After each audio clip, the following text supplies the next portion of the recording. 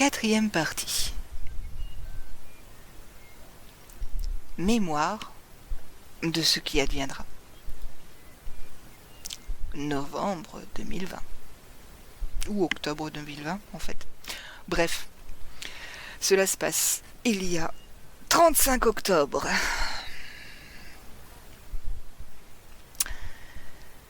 Le vieil Antonio regarde le feu de bois qui résiste à la pluie. Sous son chapeau de paille, dégoulinant, il allume à la braise sa cigarette roulée dans une feuille de maïs.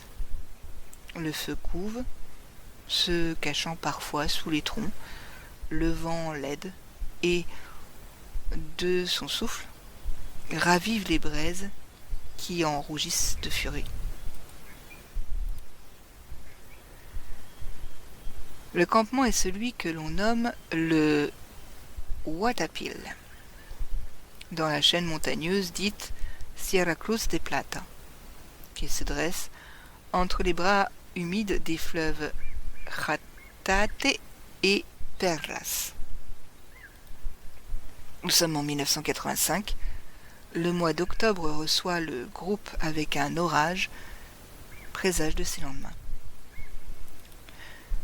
Le grand amandier, qui donnera son nom à cette montagne en langue insurgée, compatissant, regarde à ses pieds cette petite, infirme, insignifiante poignée de femmes et d'hommes. Les visages sont émaciés, les peaux décharnées, le regard brillant. La fièvre peut-être, l'obstination, la peur, le délire, la faim, le manque de sommeil. Les vêtements marrons et noirs, déchirés. Les bottes déformées par les lianes qui prétendent maintenir les semelles à leur place. Posément, doucement, à peine audible dans le bruit de l'orage, le vieil Antonio leur parle comme s'il s'invoquait lui-même.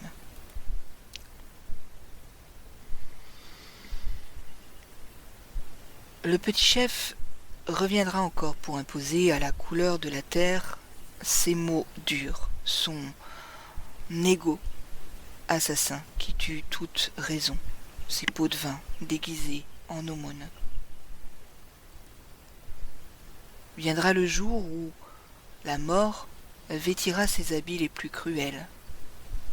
Accompagnée dans ses pas par les rouages et les grincements de la machine qui rend malades les chemins, elle mentira en disant qu'elle apporte la prospérité, alors qu'elle sème la destruction. Quiconque s'opposera à ce bruit qui terrifie les plantes et les animaux sera assassiné dans sa vie comme dans sa mémoire. La première par le plomb, la seconde par le mensonge. La nuit ainsi sera plus longue et la douleur encore prolongée, la mort plus mortelle.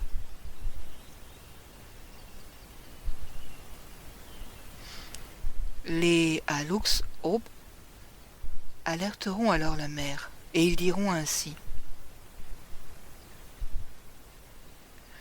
la mort s'en vient, mère. En tuant, elle vient.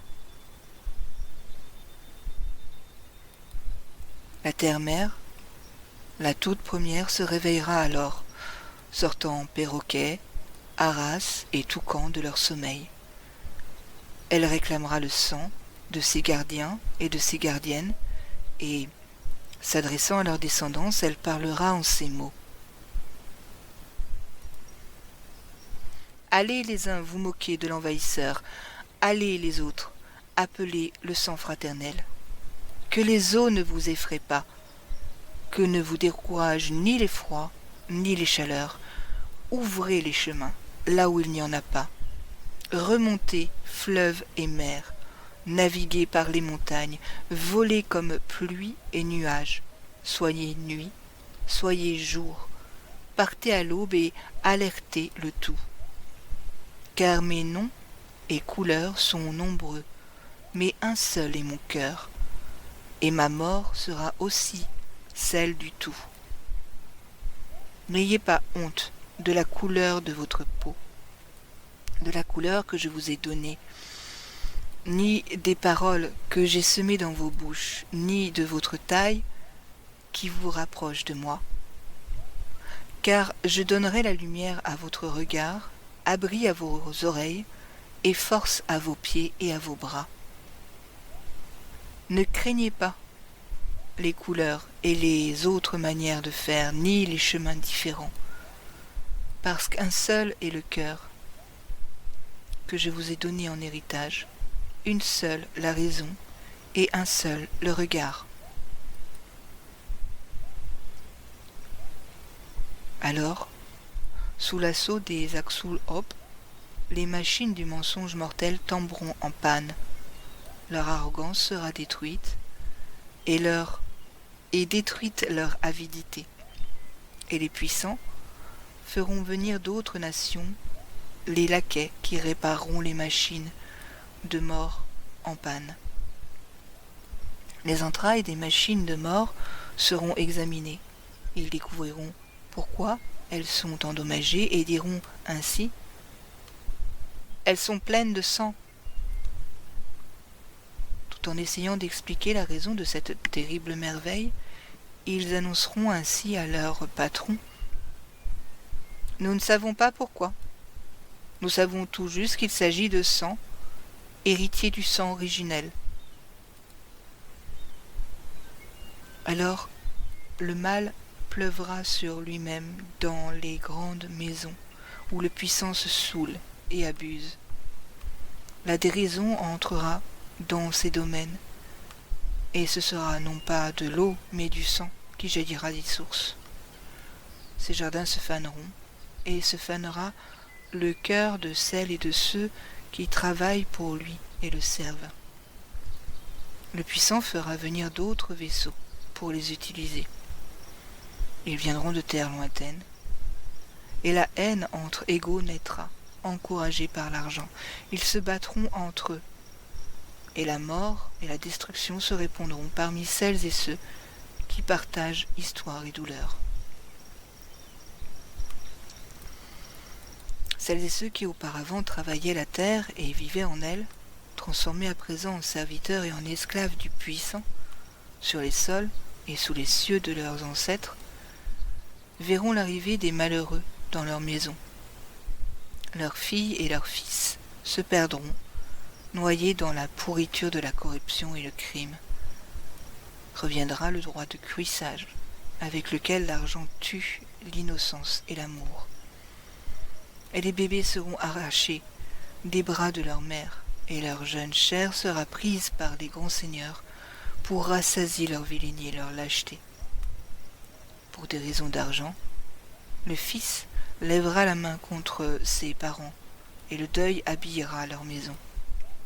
La fille se perdra dans l'obscurité ou la mort, tuée dans sa vie et son être par les seigneurs et leur argent. Des maladies méconnues attaqueront celles et ceux qui ont vendu leur dignité et celles des leurs en échange de quelques pièces, celles et ceux qui ont trahi leur race, leur sang, leur histoire, et celles et ceux qui ont proclamé et propagé le mensonge. La Saïba mère, celle qui porte les mondes, hurlera si fort que même la surdité la plus éloignée entendra son cri blessé. Et 7 voix distantes se rapprocheront d'elle, et 7 bras lointains l'embrasseront, et 7 poings différents se joindront à elle. La Saïba mère soulèvera alors ses jupons et ses 1000 pieds piétineront et démoliront les routes de fer. Les machines à roues sortiront de leur chemin de métal. Les eaux déborderont des fleuves et des lagunes, et la mer elle-même bramera avec furie. Dans tous les mondes s'ouvriront alors les entrailles des sols et des cieux. Alors, la toute première, la terre-mère, se soulèvera et réclamera par le feu sa maison et son propre lieu. Et par-dessus les édifications orgueilleuses du pouvoir, arbres, plantes et animaux se mettront en marche avec leur cœur. Ils feront revivre le Votan Zapata, gardien et cœur du peuple.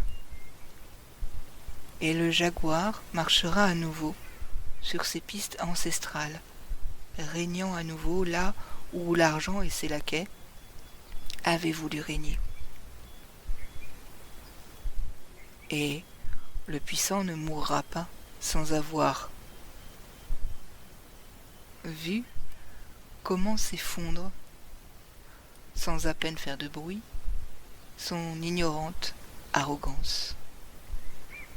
Et dans son dernier souffle, il connaîtra le petit chef qui ne sera plus, au pire qu'un mauvais souvenir, dans le monde qui se sera rebellé et aura résisté à la mort que son commandement commandait.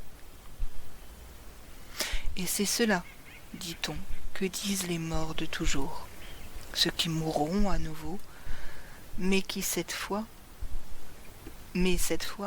qui mourront pour pouvoir vivre. Et on dit qu'ils disent que cette parole doit être connue dans les vallées et les montagnes, qu'elle soit portée par monts et par vaux, que la répète l'oiseau Tapacasino,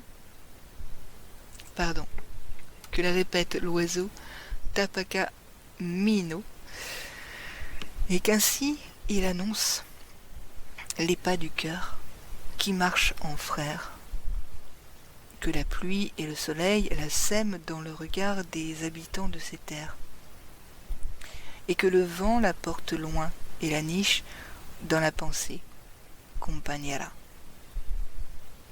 Parce que ces cieux et ces sols verront advenir les choses terribles et merveilleuses. Et le jaguar marchera à nouveau sur ses pistes ancestrales, régnant à nouveau là où l'argent et ses laquais avaient voulu régner.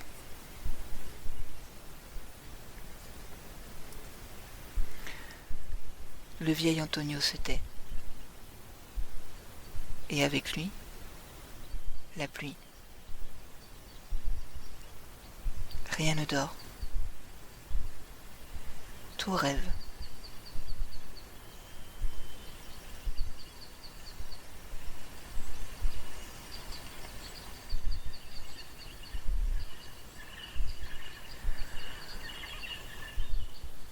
Depuis les montagnes du sud-est mexicain, Subgaleano, Mexique, octobre 2020.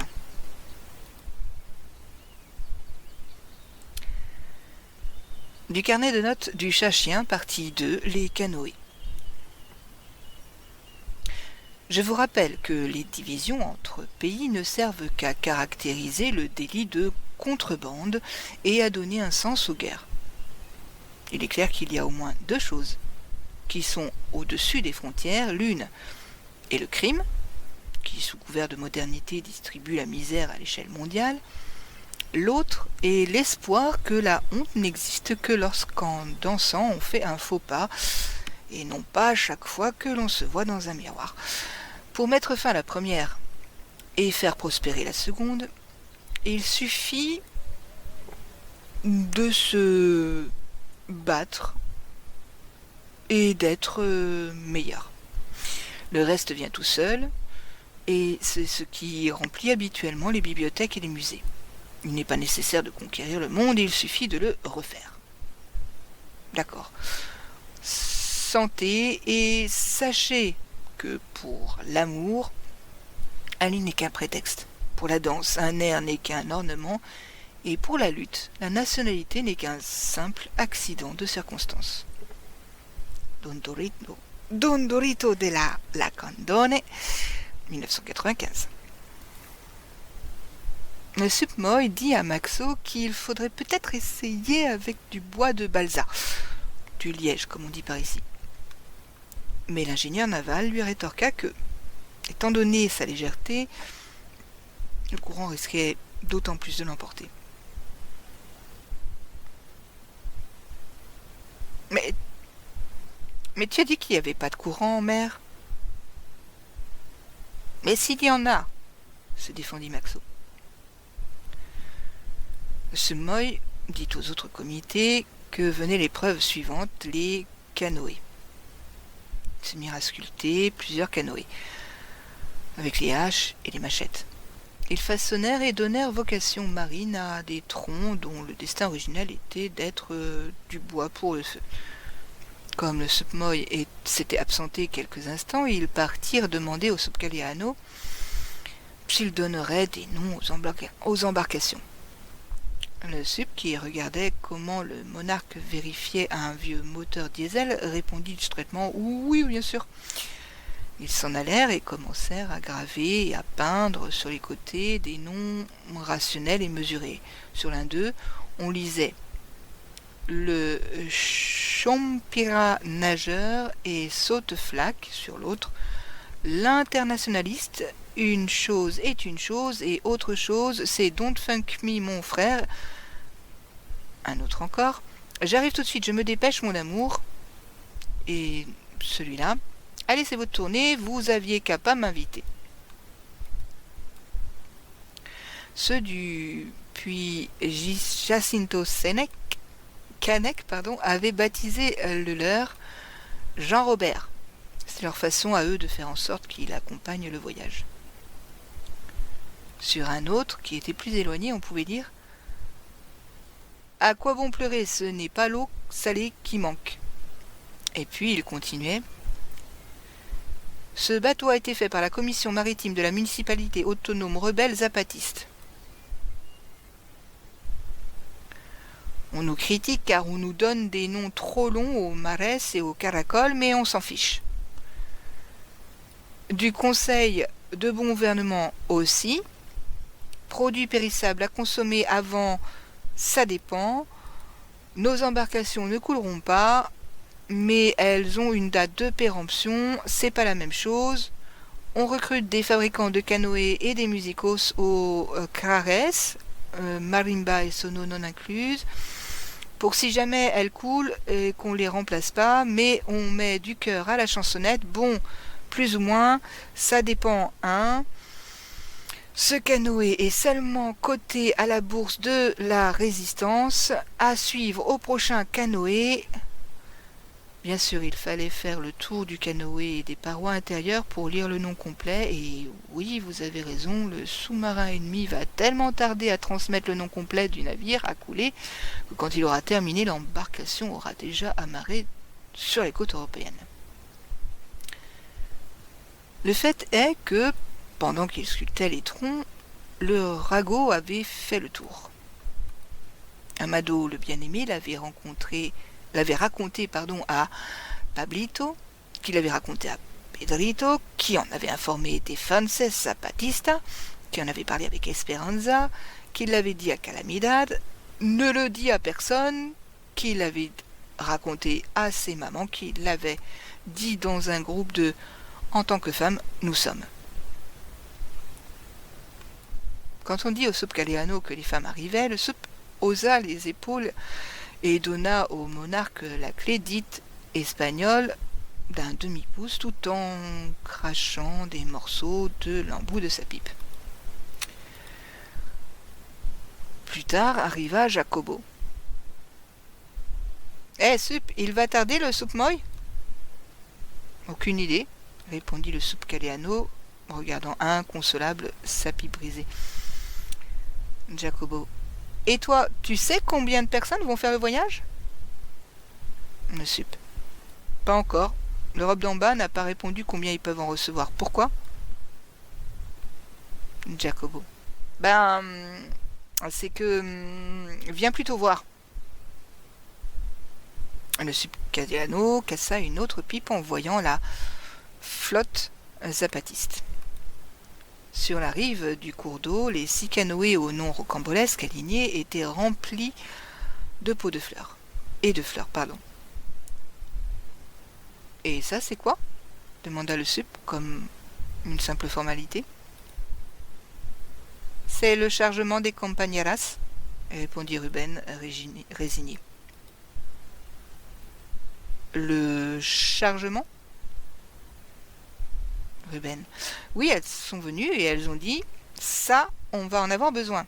Et elles ont laissé ces petites plantes. Et après, une petite fille est arrivée, je ne sais pas comment elle s'appelle, mais elle a demandé si le voyage allait tarder ou si on allait mettre du temps à arriver là où on va. Je lui ai demandé pourquoi, s'il y avait aussi ses mamans qui partaient ou quoi, et elle m'a dit que non, que c'était parce qu'elle voulait envoyer un arbre, un petit comme ça, et que si tout à coup on tardait pendant le voyage, eh ben il serait déjà grand en arrivant, et qu'on pourrait prendre le pot-sol à l'ombre si le soleil tapait trop fort. Mais c'est toutes les mêmes, opina le sup, en se référant aux plantes, hein, évidemment. Non, dit Alejandra du comité. Celle-ci, c'est de l'ambroisie, pour le mal de ventre. Celle-ci, c'est du thym. Celle-là, c'est de la menthe. Là-bas, il y a la camomille et l'origan, le persil, la coriandre, le laurier, les passotes, l'aloe vera. Celle-ci, c'est au cas où tu as de la diarrhée. Celle-ci, pour les brûlures. Et celle-là, c'est pour les insomnies. Celle-là, c'est pour le mal de dents. Ici, celle pour les coliques, celle qui ici s'appelle le soigne-tout. Une autre là-bas, c'est pour les envies de vomir, et puis il y a du poivre, de la morelle noire, de la ciboulette, de la rue, des géraniums, des œillets, des tulipes, des roses, du pourprier, et voilà. Jacobo se sentit obligé de préciser. On était en train de finir le canoë, et quand on s'est retourné, il était déjà plein de broussailles. Un autre canoë, et tout de suite plein.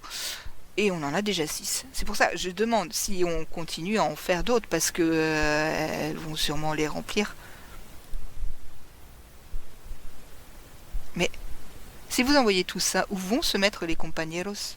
Vous lui argumentez le sup en s'adressant à une compañera coordinatrice des femmes, qui portait dans ses bras 2 pots de fleurs et un gamin dans un châle noué dans le dos.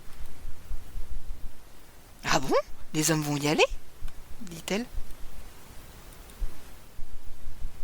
De toute façon, les femmes non plus ne tiendront pas là-dedans, rétorqua le sup, au bord de la crise de nerfs. Elle. Ah, c'est que nous n'allons pas partir en bateau, nous allons y aller en avion, hein, comme ça on ne vomira pas. Bon, toujours un peu, mais quand même moins. Et qui a dit que vous irez en avion? Bah c'est nous. Mais d'où ça vient, tout ce que tu me racontes? Et elle.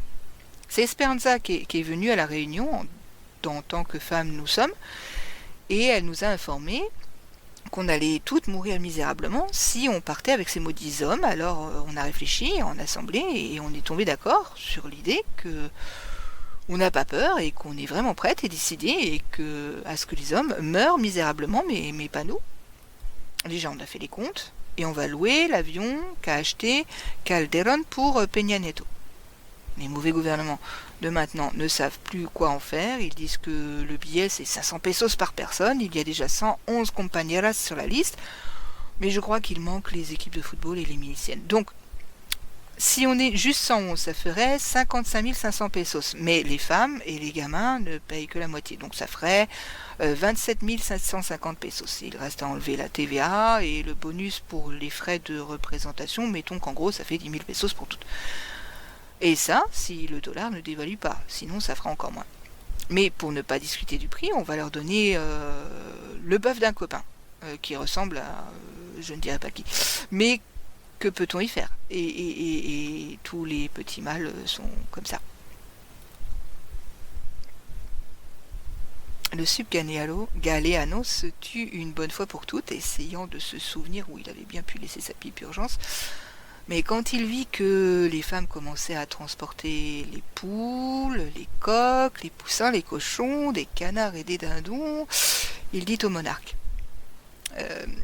vite, appelle le soupmoy et dis-lui qu'il faut qu'il vienne de toute urgence.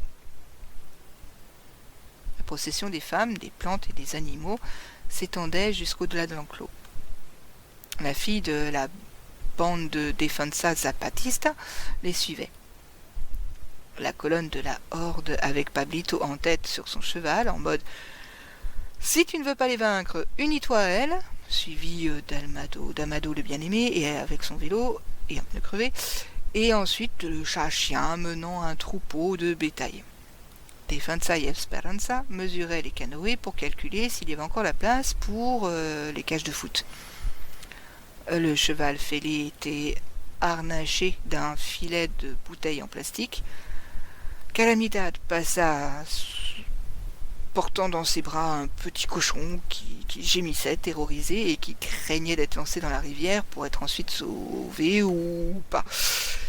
Fermait la marche quelqu'un qui ressemblait de façon extraordinaire à un scarabée, avec un bandeau de pirate sur l'œil droit, un bout de fil de fer tordu sur une de ses petites pattes, tel un crochet, et sur l'autre une sorte de jambe de bois, même si ce n'était en fait qu'une écharde de liane sculptée.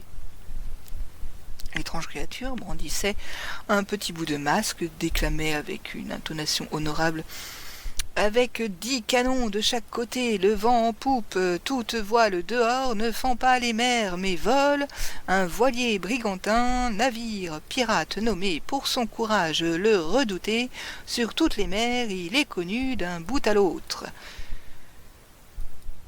Quand revint le sous-commandant insurgé Moïses, le chef de l'expédition en préparation, il trouva le subcaliano qui souriait inexplicablement. Le sup avait trouvé une autre pipe, celle-ci intacte dans la poche de son pantalon. J'en témoigne. Miaou, miaou.